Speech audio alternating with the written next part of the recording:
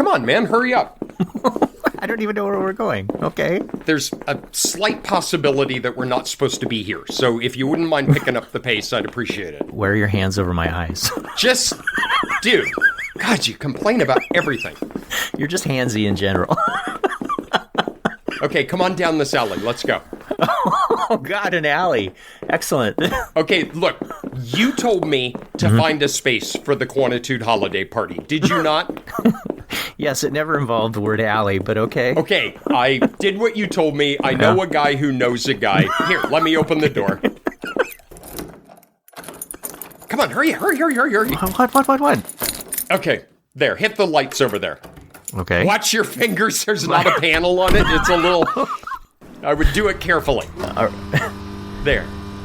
Ah. Oh, is this? It is. Welcome to the Cat's Cradle. Oh, my God. The Cat's Cradle. The Cat's Cradle. Carrboro, North Carolina. Been here more than 50 years. I have seen Carl Denson and his tiny universe here. I have seen Squirrel Nut Zippers. You know what?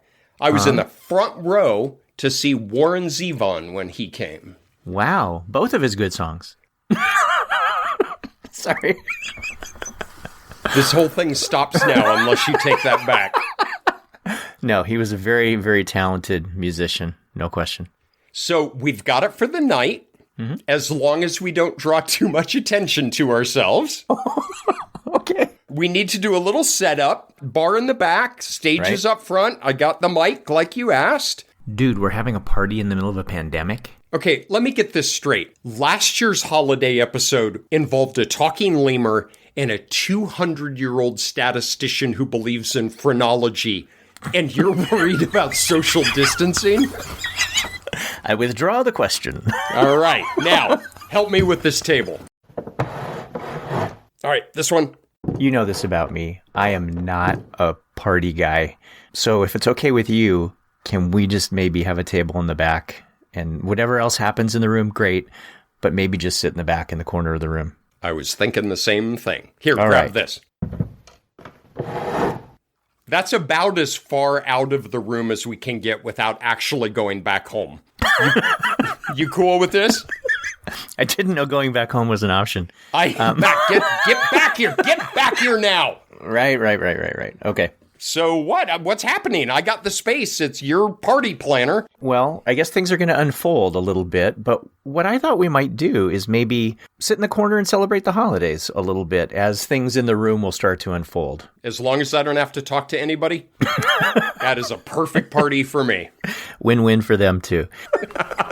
So let me ask you, since we're getting in the spirit of the holidays, are you a big holiday guy? I love the Christmas season. Christmas Eve, the year revolved around, and we had a big dinner, and we had opening presents, and we had midnight mass. How about you?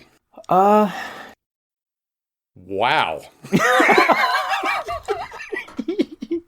Yeah. This isn't a question about your prostate. This is... That would be easier to put my finger on. So I like the holidays a lot because I have kids, which is to say I have brought myself to like the holidays and make my children enjoy them too. I don't want to spoil it for them. But myself, I did not grow up enjoying Christmas. Go behind the bar and grab an empty pitcher. I'm going to make some strips of paper here. All right. All right. Find a pen or a pencil when you're back there. All right, here, put them out in this basket. Ugh, I don't even want to know what's been stored in there. All right, what we'll have people do is come in, and one thing we did as a family was you would write on slips of paper holiday wishes or some memory from a holiday past or something like that. Set this up, put a little instruction on it, and have people write something in recognition of the holidays. Just do whatever you would do that's consistent with your family tradition. I don't care. Okay, I got this. Oh, cool. People are coming in. Hey, you! Excuse me! Hey! Ruh-roh. What? I got to go to the bathroom. I'll be right back. Excuse me, are you Patrick? Yeah, I'm Patrick, and you are? Who am I? Oh, here's a hint. You called my husband at 5:40 in the morning. Does that ring any bells? Oh, you're Roy Levy's wife, Paige. Ooh. My kids are asleep. I'm asleep. And you know the last thing I need at 5:40 in the morning? More Bayes' theorem. You know when I did sleep? At his dissertation defense. That's right. I fell asleep at his dissertation defense and no one blamed me. I never need to hear another word about this crap. Of course, I'm so sorry. We just thought... Do I need credibility intervals? Nope. Burn-in? Nope. Diffuse priors? Gibbs samplers? Posterior predictive model checking? Nope, nope, and nope. Have we reached convergence on this? I said, have we reached convergence on this? Absolutely. Great. Now to hell with this eggnog. Where can a girl get some champagne around this place? Anyone? Let's go, people. Stats parties. Mama needs some holiday refreshments here. So, how'd that go? Dude. You knew. You knew. I'm so sorry. You are not. You saw that coming from a country mile away. I think we should start playing our reindeer games. Okay, we got the jar, right? Yes, we have a big pitcher. What there is inside the pitcher are some slips of paper. You said that I could do this in a way that aligns with my view of the holidays. My view of the holidays is completely consistent with Seinfeld, and that is that the holidays are an airing of grievances. This is basically the Hancock version of Festivus. So here's what's going to happen. I'm going to reach in and I'm going to pull out a slip of paper, and people have written on each slip of paper something. I don't know what it is, but something. Mm-hmm. I'm going to read it to you, and your job, your one job, is to cleanse yourself and unload anything negative you have on that particular topic, right? A complete catharsis. Can you do this? Okay, so 2 quick things. Sure. Yes, I can. Mm-hmm. The second is, when I told you to put out the beer pitcher and the slips of paper, Yeah. I said things like holiday memories, Yeah. wishes for the upcoming year, things that you're grateful for. Okay. You changed the sign to airing of grievances. See, when you collaborate with someone, you have to embrace their ideas as well as your own. You understand that, right, about collaboration? That's why I don't collaborate a lot. All right. It's just easier when Bauer writes the whole thing, isn't it? So much easier. So much. All right. You ready? Okay, yes, but I need you to model this for me. I'm going to pick one out. Is there like a time limit on this or something, or is it just until you feel cleansed? Yeah, I think a good cleansing doesn't even need to take a minute. Just got to get it out. Okay. Cohen's Standards. Wait, what was it? Cohen's Standards. Okay, so one of the issues here is that I might not know what the heck a slip of paper means, but I'm going to assume that what the person refers to here is Cohen's standards for effect size. And you know what? Cohen's standards for effect sizes are Why would we think that one guy's experience within one particular discipline would yield standards that somehow universally apply to all disciplines? It's ridiculous. Why does 0.2 have to be a small effect? Maybe 0.2 means saving 10,000 lives out there, huh? And what about the fact that effect size measures, as he proposed them, were for measured variables? When you introduce measurement error, then those effect sizes are completely off anyway. You can have 2 studies with completely different effect sizes, but it's due to the measurement error. Dumb, dumb, dumb. Use the context of your field to decide what is a meaningful effect size. God, that feels good. When we're on the other side of the pandemic, could I come to your house for Christmas Day? Because this is something that I would really like to see. Oh, it's good. All right, what do you think? Do you have the hang of this? Okay, but I have no idea what's coming. So what if you, don't have an issue? Do you just fake it? Or are you and I sufficiently angry at with the world that it doesn't... Daylight savings. Oh, don't get me started on daylight savings. Actually, I do feel very strongly about daylight savings. I should pick another one. All right, I'm going to reach in and pick one out for you. Are you prepared? Can you do this? I will try. Dig deep. All right, here we go. Stirring it up. It says, whatever this means, FIML handled missing data. Oh, damn. Okay. Oh, I feel can feel it coming already. Do not ever in a manuscript write that missing data was not relevant because you used full information maximum likelihood. That is insane. Fimmel doesn't handle anything. First, don't anthropomorphize it. Fimmel didn't do anything. Fimmel is a method of estimation. Second, it didn't handle anything. It is not a door bouncer. It is not a drug mule. It is not a mafia hitman.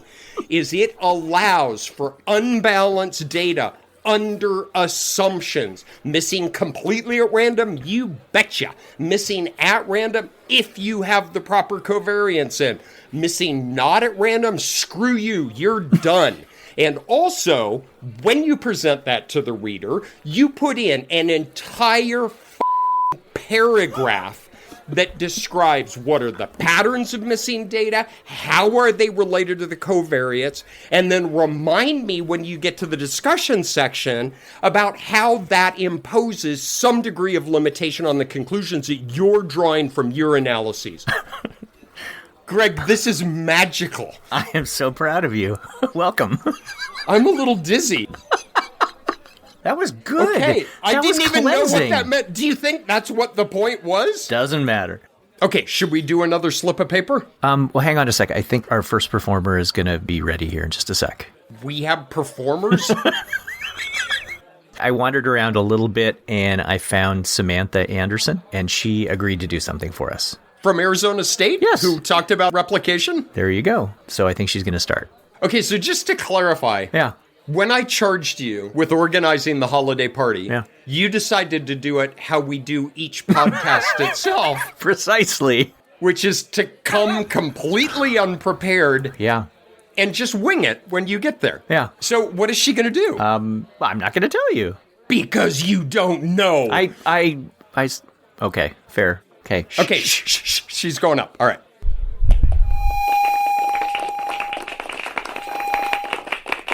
Hi, everyone. Oh, thank you so much.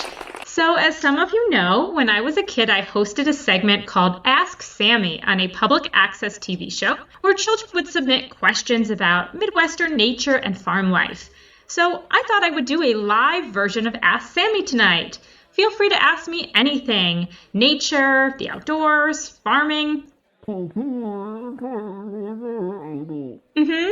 Well, yes, it is true that NMDA-type glutamate receptors are canonically thought of as being postsynaptic, but there is in fact evidence that these flux calcium in the absence of strong depolarization. So, any questions about farm life? You have to remember that prior to the F-38B development phase, vertical subsonic flight for all jet fighters was accomplished through vectoring that provided both lift and could withstand the afterburning temperatures required to achieve the supersonic speeds. So, does anyone have any questions about plants and animals of the Midwest?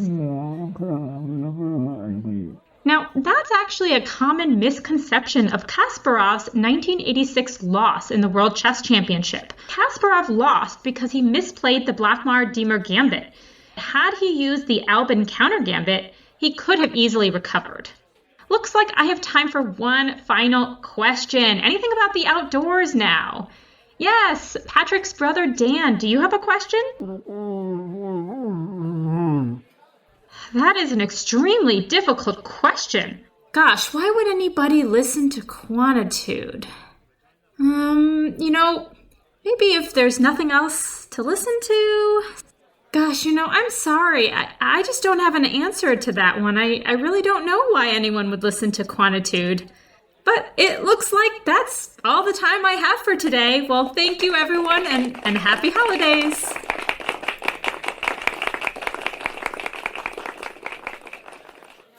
Wow, she knows a lot of stuff about a lot of stuff. Except the last thing.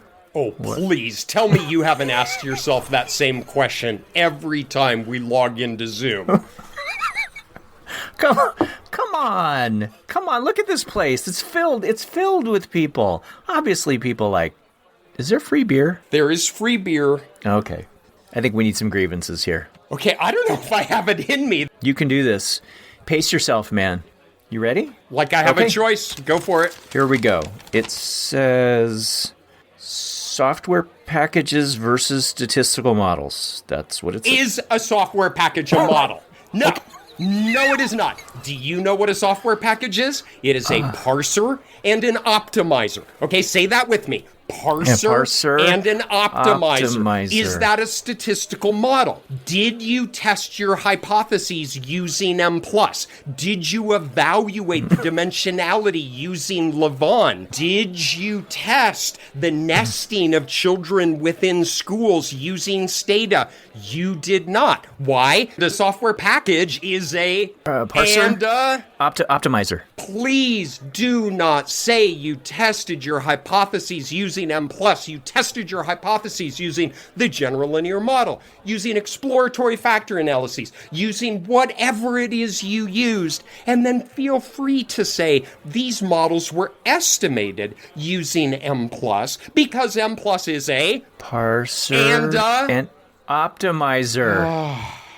Wow. You don't mind if I take your turn, do you? Because I can kind of see how the Hancock family tradition... You're on a roll. How do you not do this year-round? You don't need to, man. Once you've been through this, you're good. You're good. Well, you're good till, like, October. All right. Uh-huh. Okay, I don't even know how to respond to this one. Teaching statistics. Well, if I put my rant hat on, this is what I would say about that. Don't suck. If you're going to teach statistics, don't suck. All right? Statistics is a class that builds up a tremendous amount of anxiety. People have anxiety before they walk in the door. And what do you do when you go in there? You're going to suck? You think this is helpful? No, for God's sake. Get some training, get some help, learn some pedagogical skills, have someone watch you teach and give you feedback and actually take it. You are an ambassador for all the rest of the quantitative methods that someone is going to use. Take this seriously. Don't think that because you're a professor that all of a sudden you know how to teach. How much training did you get in it? Rounds off to 0. So go get yourself some help. Work to be a better teacher because... I believe children are the future. Join in, Patrick. Because it's a mathematical imperative. Doesn't that feel good? Not the singing part. That was really awful. Okay. Oh, dude, here comes Oscar. Have you met Oscar before? Oscar Gonzalez from Carolina? Not in 3 dimensions. I've met Oscar in 2 dimensions. Oh. Come here, over here. Hey guys. Hey, good to meet you, Oscar. I was thinking, can I give a toast in honor of Quantitude? That would be really nice of you. Oh, very cool. Thank you, Oscar. Thanks. Oh, this is going to be nice. Thank you all. I am honored to be part of this celebration and to be in the podcast that we all have come to love. What can I tell you about Patrick and Greg? Y pues yo les dije, qué gran idea. Hasta yo le podré decir que es una idiota. Es que la verdad es que es no tener que hacer. Se la pasan sentados solamente hablando y tratando de decir que porque nos puede llenar de felicidad, nos puede llenar de amor y nos puede llenar de sabiduría en todos estos días que tenemos aquí encerrados en nuestras casas. Pero, ¿qué te puedo decir? La verdad es que el mundo es tan diferente de que cuando ellos lo conocen y ya han estado aquí tantísimo tiempo que la verdad, ¿qué consejos te pueden dar a ti? Y pues yo lo que les podré decir es que tienen que empezar a chambear, viejillos, a chambear y a seguir trabajando y a seguir haciendo las cosas. Pero es que ya, hombre, fuera lo viejo y entrando lo nuevo, ¿verdad? So please join me by raising your glass for these 2 great people and a great podcast. Cheers.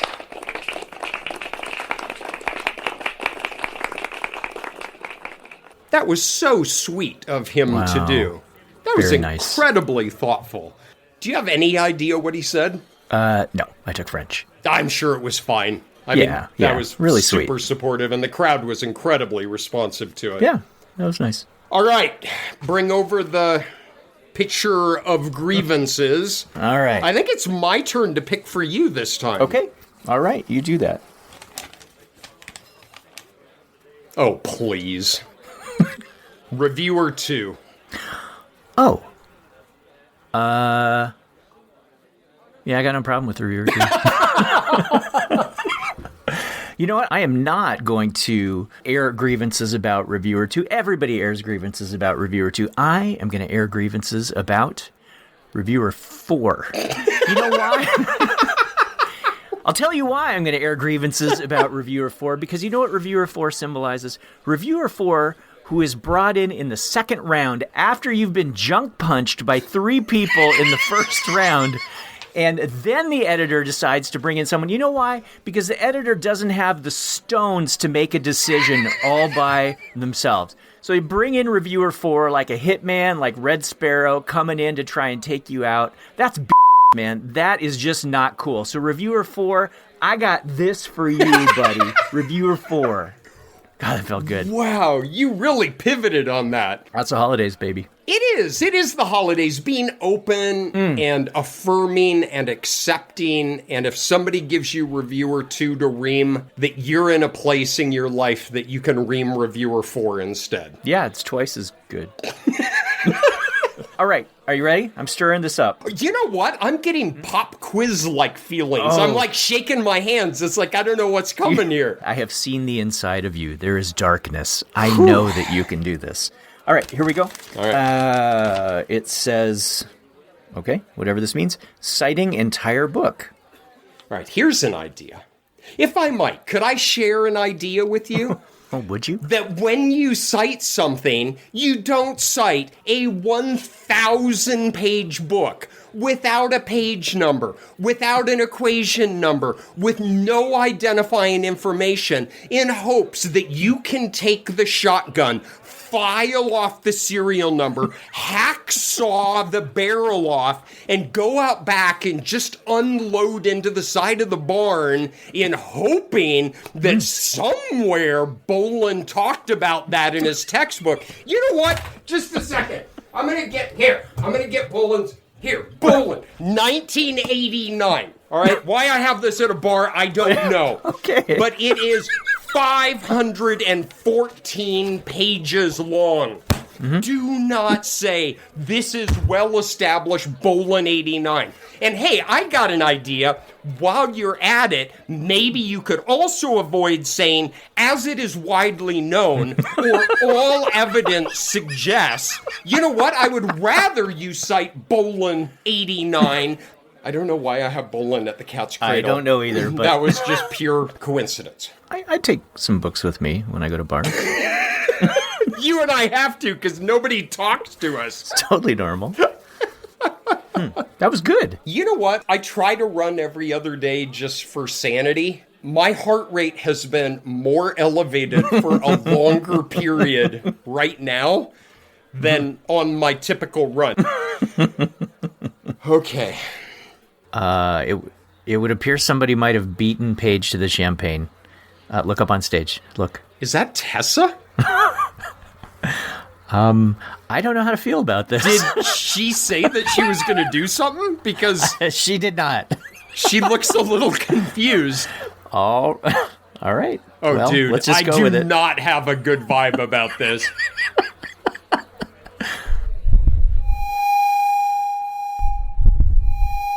Hi, everyone. Hi. Hi there, everyone. Q Potters. Is that what they call you? Well, since it appears to be open mic night around here, I thought I'd share some fun Q-Pod trivia. Question: how much do they pay me to help out with the Q-Pod website? Here's a hint. It rhymes with 0. Question: how much do they pay me to Photoshop all the images of Greg because he thinks they make him look bloaty? Well, bloaty McBloatface, here's the hint. It's the square root of 0. Question: how much do they pay me to clean that drooly little monkey's litter box? Need help? It's what separates a ratio scale from an interval scale. Yep, it's an absolute 0. I know y'all think the episodes are so smooth. Well, in all my free time, I collected some outtakes that the so-called quantitudes might not want you to hear. Let me just press play on this bad boy. Than any single link in that mediating path that you derive that from. I'm going to go to the bathroom. I am very excited to loop in a self-identified fan of the podcast named Rebecca Brock, and she goes by Brecca.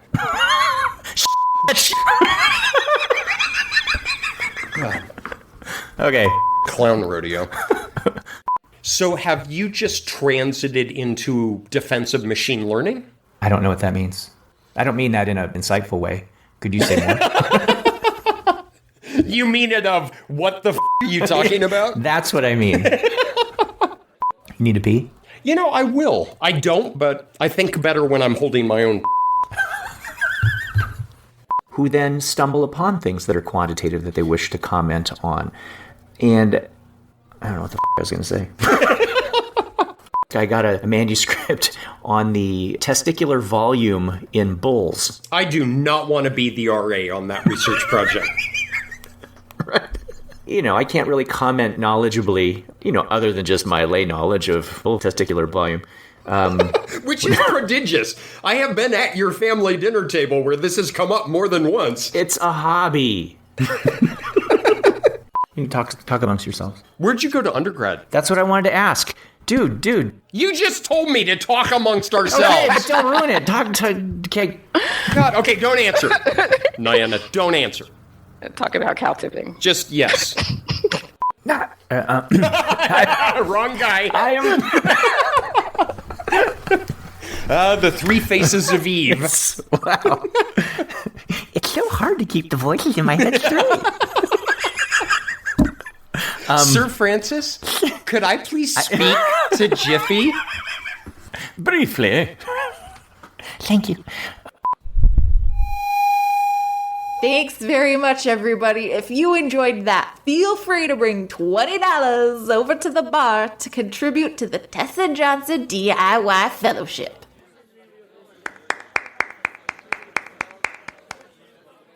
Dude, you told me we could trust her.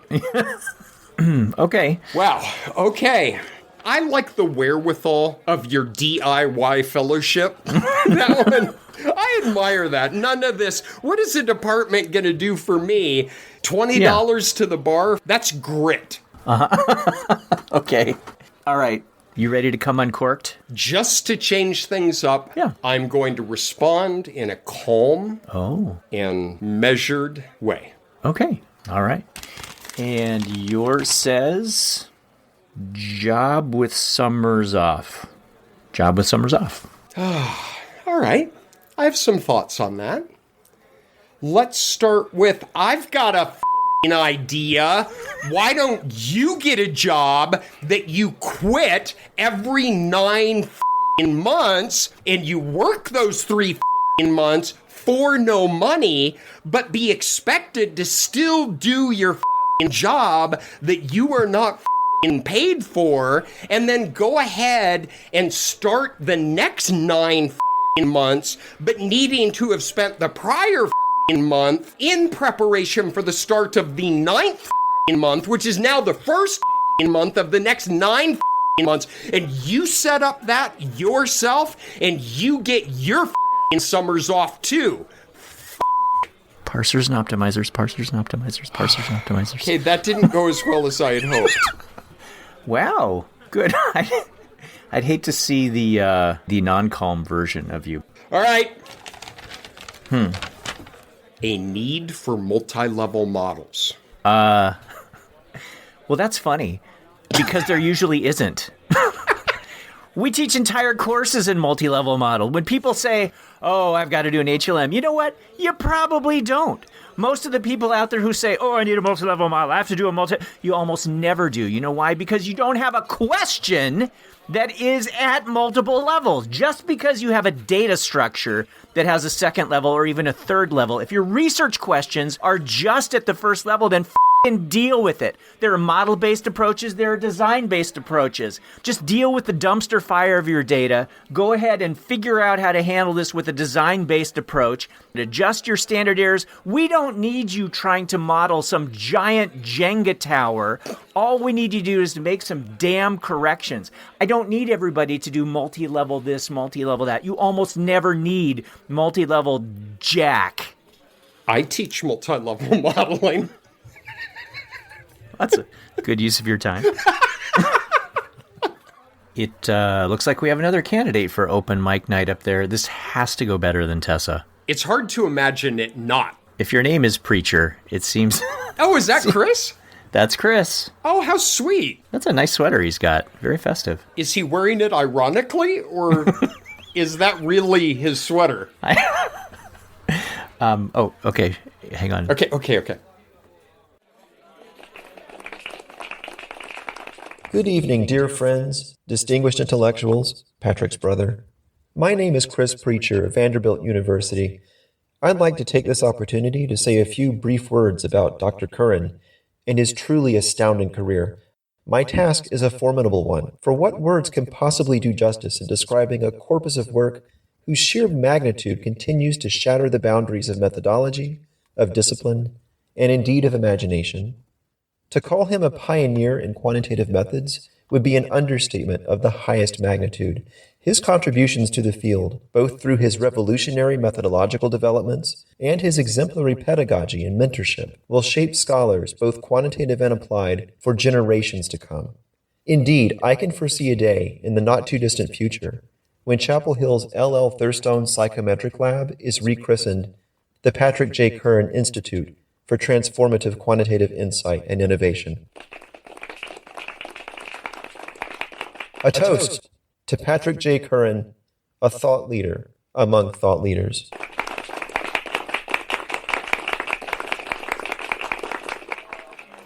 God, I gotta pee. Hope you liked that, you freaking egomaniac. Oh, no. Integrative data analysis? That was his wife Andrea's brilliant idea, not his.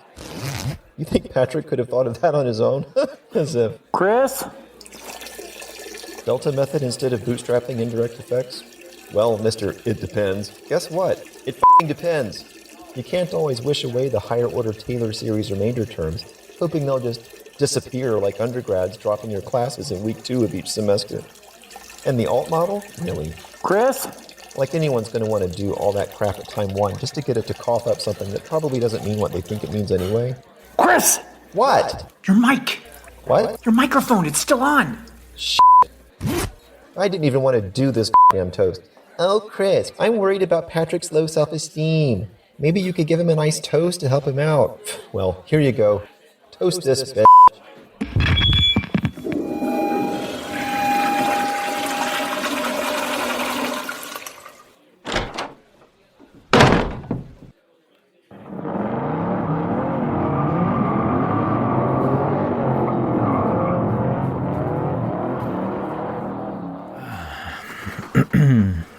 Low self-esteem.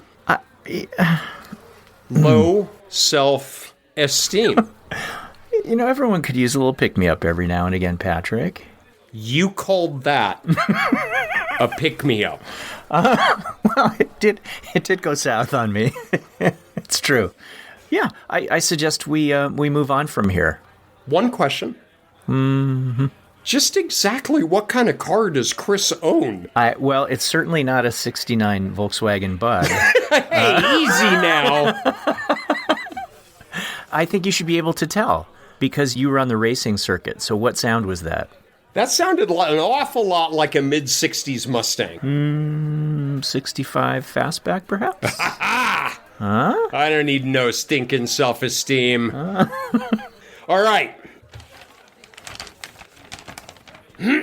Are you ready? Whoa, whose turn is it? I sort of got sidetracked. Yeah, do you think? All right, so I've got one for you. Wow. All right. I think somebody ran you out a bit of rope on this one to work with. Okay. Academia sucks. I don't know if I'm going to rant as much as I will kind of just whine and disagree here. But I'm only going to partially disagree. I'll tell you why. There are aspects of this job that are really challenging. So this is totally not a perfect gig. There's no question that there is unfairness from time to time. You will have a good idea that reviewers out there reject. Yep, that happens. You will work with colleagues who are phoning it in from time to time. And you know what? That happens in every particular job. I happen to think that this is the most amazing job ever.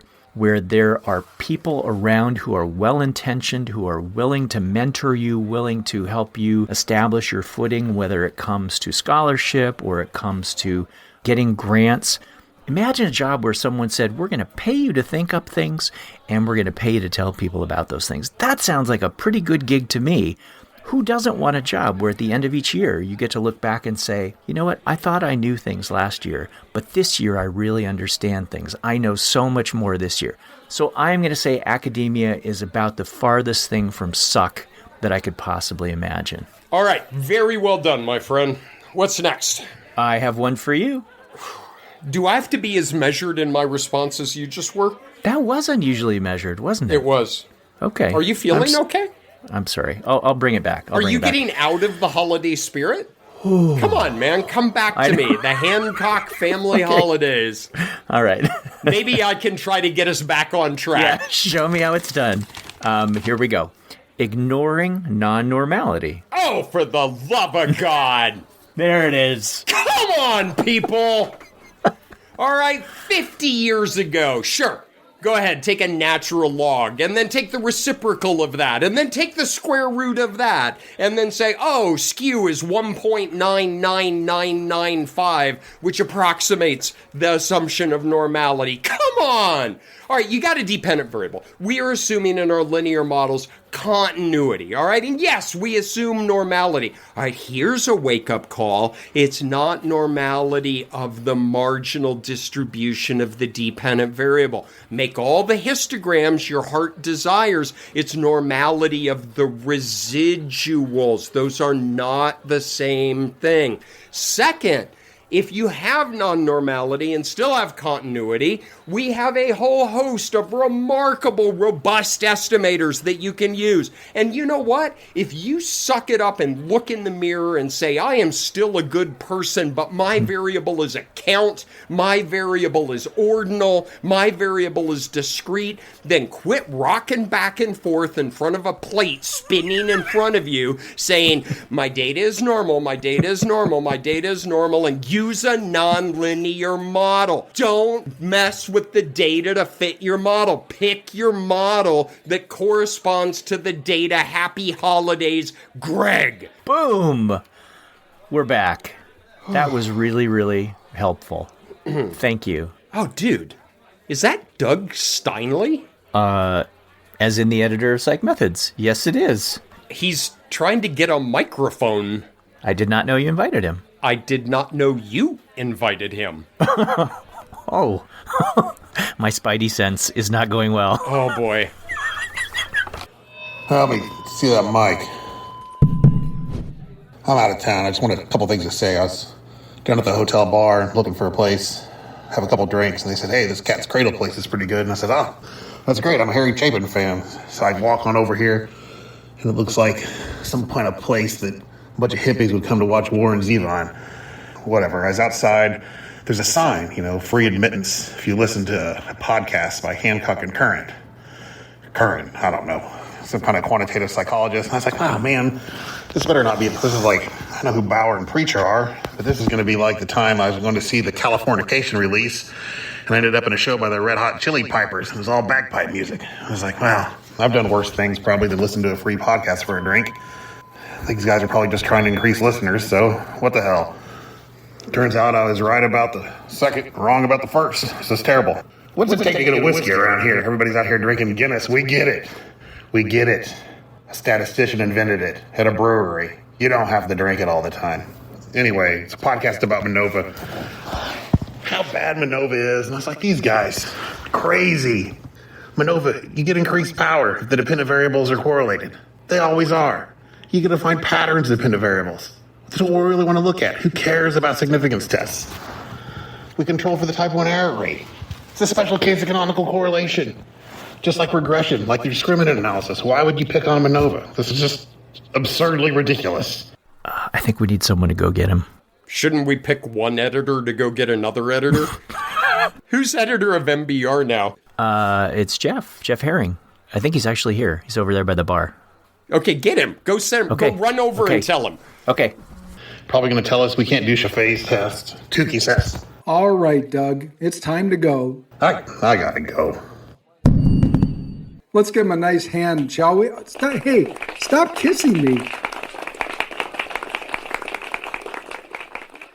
Well, that's taken care of. All right, back to our jar. What is it? I think you read to me next. I do. Deep breaths. All right, I've peeked at this piece of paper. I know that you can do this one. I told you about dad rule. Oh, that's right. You remember that. You do not pick right. up the Trivial Pursuit card and say, this one is so easy. Okay. I'm just saying. All right, here goes. Confidence intervals. Oh, man. Okay. A typical person would expect me to become uncorked at the inappropriate interpretation, about how it's not really the test of what we want, about how most textbooks describe it incorrectly. You know what? I'm going to take a slightly different tack on this one, and it's going to involve self-righteousness. All right, here's the thing. You don't like me because I take a point estimate and I divide by a standard error and I get a critical ratio and I look it up and get a p-value. And if it's below some magical number, I say, oh, it's significant. And if it's above some magical number, I say, oh, no, it's not significant. And then you say, no, you're a horrible person and you shouldn't be doing that. You know what you should do instead? Is instead of taking the point estimate and dividing by the standard error and getting a critical ratio, you should take a critical ratio and multiply that by your standard error and then add and subtract it to your point estimate, because that's totally different. Where you divide it, you're a horrible person. But if you add and subtract it, ooh, look at you, up for sainthood. Give me a break. It's the same information. Is go ahead, you know what? Interpret it incorrectly because you still got all the problems of the null hypothesis testing. I don't care what you do with it. Just don't be uppity about it. God! Wow. I think I hurt myself. Did you pull something? No, I hit my kneecap with a clipboard. That hurt. Huh. So you're not anti-confidence interval. You just don't want people to treat it as though it is the second coming. Is that correct? Thank you. Okay. All right. Just checking. Are you ready? I feel what you're saying. I know, right? I'm going to violate dad rule. Oh, seriously? P-values. Oh, okay. Well, if I just learned anything from you, it's that we can sort of take a left turn from the expected. I'm not going to bash on the interpretation of p-values. They're so easy to misinterpret. We know that. I'm going to say that when you look at a p-value, it's not the real p-value, all right? So when you're looking at your 0.0467, guess what? It's not 0.0467. You know why? Because that's only a p-value under assumptions that don't hold. Normality, whatever other belief system there is for your outcome variable. You could slay 100 goats and you would never appease the god that would make that p-value correct. Plus, how about if you're a person who does some model selection before you compute some p-values? Ooh, that's a good one. Let's go ahead and run 4 different models and say, I think I like model 3, thank you very much. Now let me start looking at all the p-values in there. Well, guess what? First of all, the p-values are wrong because you violate assumptions. Second of all, those are all conditional p-values upon that particular model being chosen. Every p-value you will hold in your hand for the rest of your life will be wrong. So maybe we shouldn't build an entire religious system upon these p-values that barely have second decimal accuracy, if that. Good Lord. Wow, you went religious on me too. Was that too much? You know what I think I'm learning from the Hancock family tradition is during the holiday season, there is no such thing as too much. Oh, who's this? Excuse me, are you the Quantitudes? Yes? This is a bar. How did you get in here? I'm Oliver. Oliver Fell. My dad was on Quantitude earlier this season. Oh, sure, Johnny. Hey, Oliver. Came here because I was really hoping to find Jiffy here. I've been worried about him all summer. Yeah, us too, Oliver. Really miss Jiffy. Jiffy, where are you?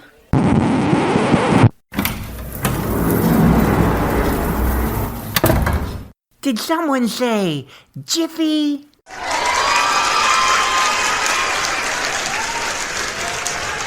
It's Jiffy! Jiffy! Hi, guys. I'm home. Hey, Jiffy. Are you okay? Who is this child hugging me? I'm Oliver. I'm so glad you're okay. Hey, what happened to your ear? And what's with the eye patch? Long story. I'll tell you everything later, I promise. Oh, it's great to have you back, little buddy. Great to be back. I missed you guys. Will you sign my Jiffy t-shirt? Wow, sure. There you go. Thanks. Excuse me, Mr. Gregory. We have a situation at the door. What's up, Victor? 3 men, clearly overserved, call themselves the Wild Boys from Arizona State University. Silly. The leader, Michael, he's trouble. The other 2, Kev and Daniel, not much better. How would you like me to resolve this? Do you have a twin brother who does back alley tattoos in the Ukraine? How could the monkey know this? Lemur. Let's just say Ivan and I share a common interest. Wait, are you the one they call Ringo? I no longer answer to that name. And as for the uninvited guest at the door, I will handle this. Are you sure, Jiffy? I have a very particular set of skills. Skills I have acquired over a long career. Skills that make me a nightmare for people like them. You are, Ringo. Well, okay then. Come on, Oliver. Let me show you how to earn a tail ring. What? Long story. Let's go kick some butt. Excuse me. Any room for an old friend to join you? Frank!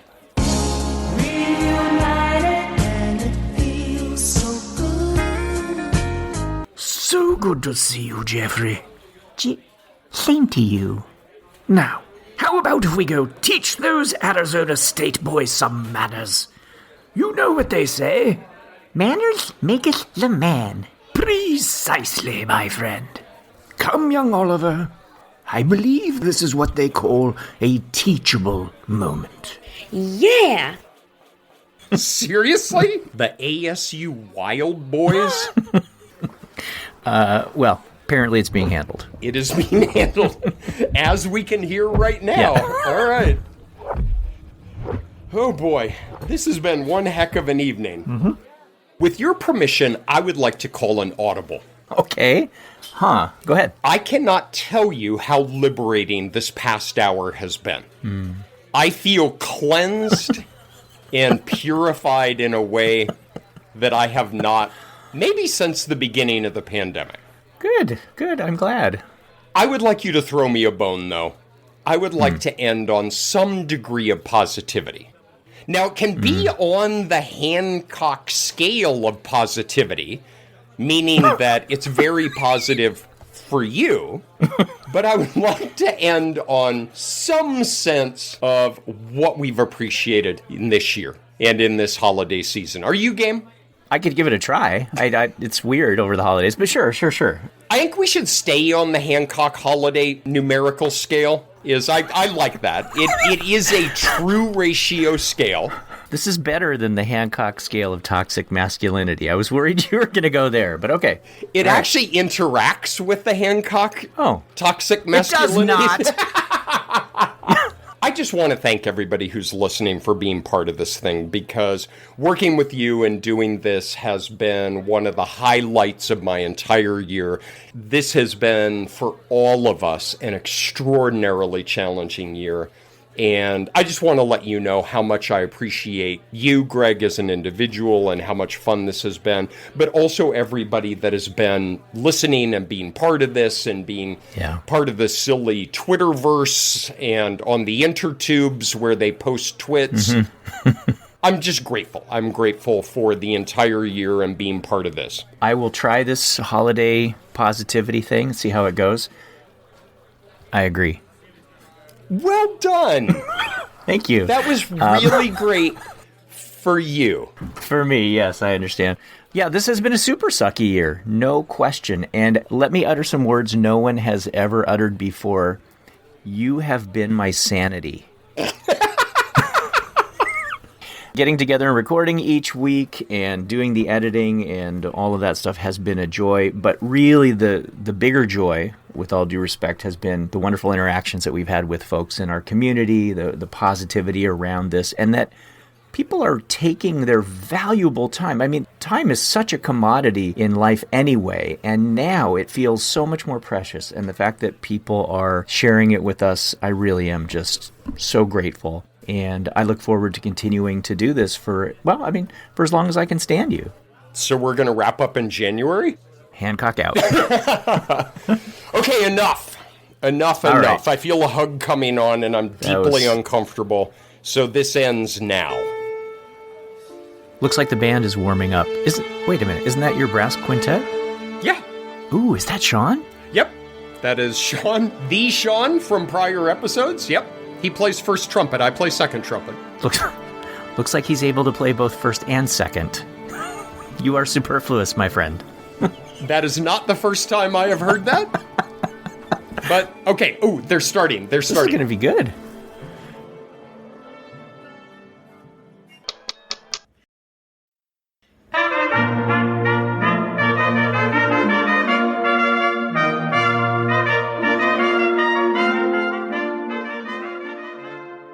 Good evening. I am Sir Francis Galton, returning to Quantitude after a highly successful turn as host of last year's very popular holiday episode. This year we thought we would bring you a slice of culture in the form of a dramatic reading. And what better place to find drama than the Semnet listserv? Dear friends, may I present Masterpiece Semnet Theatre. Hi, my name is Maggie. And my name is Jane. And together we are the Semnet Community Players. Tonight we offer a dramatic reading selection of actual messages posted on the listserv Semnet. This evening, for your entertainment pleasure, I will be reading the role of Les. And I will be reading the role of Carl. We hope you enjoy the show. I'm an artist. What exactly is my motivation here? I mean, what drives the Les character? You know, nobody actually knows his motivation. That does not help my art. Lights! Hi, Les. You've been writing all this stuff for years. I can ask for axioms, can't I? The things you write are meaningless and non-interpretable. Best, Carl. Hi, Carl. Yes, you can ask. I expect some people will understand my responses, even if you don't. Les. Hi, Les. I kindly ask you to define the obvious terms. Best, Carl. Hi, Carl. In this instance, what you consider obvious, I do not. The scientific logic is perhaps too simple for you. Les. Hi, Les. You're right. It's too simple for me, and it shows that everything you write is based on ill-conceived, half-baked, banal logic. Don't blame others for thinking further than you. Best, Carl. Hi, Carl. Not worth substantive comments. Les. Les. Really, I find this embarrassing, honestly. I'm just a little worried you can't be losing your arguments after all these years. Best, Carl. Hi, Carl. This is worth discussing, and if you are serious, this might prove much more useful for Semnet than your comments so far. Les. Hi, Les. It is such a to preach and then be confronted with real data sets. Best, Carl. Hi, Carl. Remember this statement when I do not respond to useless and unhelpful postings. Les. Hi, Les. This is so incredibly ridiculous, and it has been for years. This nonsense must come to an end at some point. Best, Carl. This has gone on long enough. Jeffrey, would you mind getting the microphone, please? Sure thing. Hi, Les. Consider the... Hey, what's a monkey doing on stage? I am a lemur. Get away from me. Let go or I'm going to your bin. Okay, monkey, you want to dance? Let's get it on!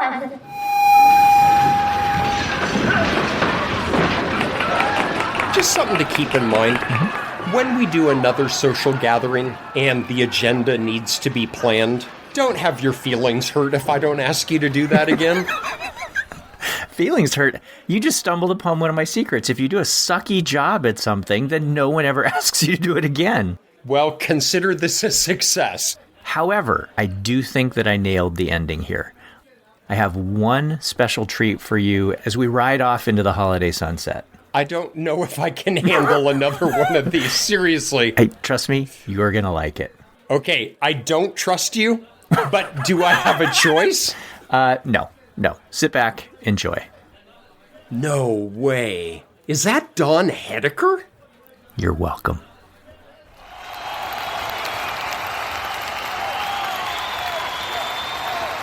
Hey, all you Q-Potters, welcome to the Cat's Cradle and the Quantitude Holiday Party! Yeah! This is Danny Don from the Pokeaholics, and we're about to make some noise. That's right, because we play a very strange and deranged kind of polka. One that you might describe something like this. Polka with two adjectives beginning with P. Polka with an objective to make you happy. We play people pleasing polka. People pleasing polka for one and all. We hope you stand up. We hope you don't fall. So get up off your feet and let's dance to this crazy polka beat. Hit it, boys! Dude, this is amazing! I know! Man, this is better than Warren Zevon, and not one word out of you! Why are you taking off your clothes? Yeah! You have lederhosen underneath! What the hell? See ya, buddy! Knock off the polka reindeer had a very shiny nose, 'cause he drank amaretto and lots of shots of good Sleevo. All of the other reindeers told him to join AA, but he said it's not a problem. I drink to be happy again. Well, then one foggy Christmas Eve, Santa came to say, Look up, the bars are closed up tight, so won't you guide my sleigh tonight? Then all the ladies worried, and they whispered discreetly, knock off the polka reindeer, hope you don't have ETs.